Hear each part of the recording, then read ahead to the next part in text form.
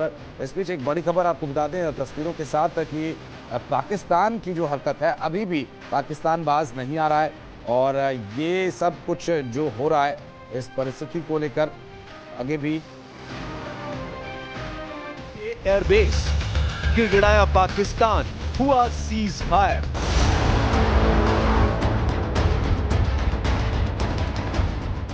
सात मई से लेकर 10 मई के बीच भारत की सेना ने साबित कर दिया है कि पाकिस्तान की सैन्य ताकत, लड़ने की क्षमता और सटीक हमले करने की क्षमता भारत के सामने कहीं नहीं टिकती है। आप इसी से अंदाजा लगा सकते हैं कि जनरल मुनीर ने 10 मई को सूर्योदय से पहले फर्ज की नमाज पढ़कर ऑपरेशन बुनियान उल मरसूस शुरू किया था और भारत के लगभग 26 इलाकों पर मिसाइल और ड्रोन से हमले किए थे। लेकिन हिंदुस्तान के बेहतरीन एयर डिफेंस सिस्टम और जवाबी कार्रवाई में पाकिस्तान के ऑपरेशन बुनियान उल मरसूस का धुआं निकल गया। ये पहला ऐसा मौका है जब भारत ने न सिर्फ पाकिस्तान की फतेह मिसाइलों को तबाह किया बल्कि पाकिस्तान के 6 एयरबेस को भी भारतीय जेट और ड्रोनों ने तबाह कर डाला। यहाँ तक कि भारत के भीषण हमलों ने पाकिस्तान की परमाणु धमकियों का धुआं निकाल कर रख दिया।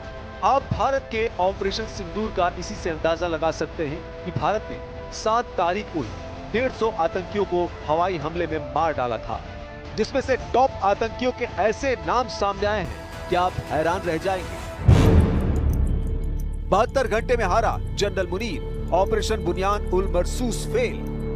पहलगाम में 22 अप्रैल को हुआ पाकिस्तानी आतंकियों का हमला पाकिस्तान के ताबूत में आखिरी कील साबित हो रहा है। आप इसी से अंदाजा लगा सकते हैं पाकिस्तान ने 500 से ज्यादा ड्रोन, 100 से ज्यादा फाइटर जेट के साथ हमले किए, लेकिन उसके बावजूद भारतीय सेना ने लाहौर से लेकर कराची तक गदर मचा दिया। पाकिस्तान ने आधी रात के बाद जिस तरह से भारत के जम्मू कश्मीर, पंजाब, राजस्थान, गुजरात और दिल्ली तक हमले करने की कोशिश की, उसके एक एक हमले का धुआं निकाल कर रख दिया।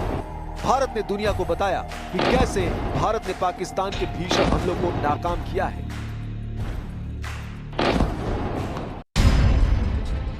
धुआं धुआं पाकिस्तान के 6 एयरबेस। भारतीय वायुसेना के ड्रोन और फाइटर जेट ने रावलपिंडी, लाहौर, सियालकोट, जकोबाबाद और शोरकोट एयरबेस को तबाह करके पाकिस्तानी सेना के चीफ जनरल मुनीर के मुंह पर जोरदार तमाचा मारा है।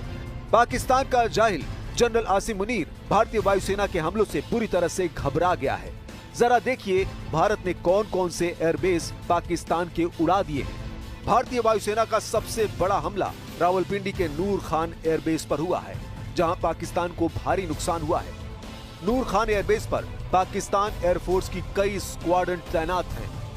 हम आपको बता दें कि चकलाला कैंट से महज 10 किलोमीटर दूर पाकिस्तानी सेना के प्रमुख आसिम मुनीर का घर भी है, जो बाल बाल बचा है।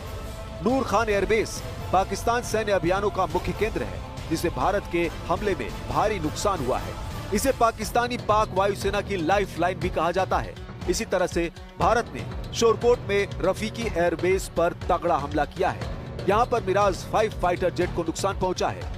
इसी एयरबेस पर JF-17 थंडर लड़ाकू विमान तैनात हैं, जिन्हें भारी नुकसान की खबर है।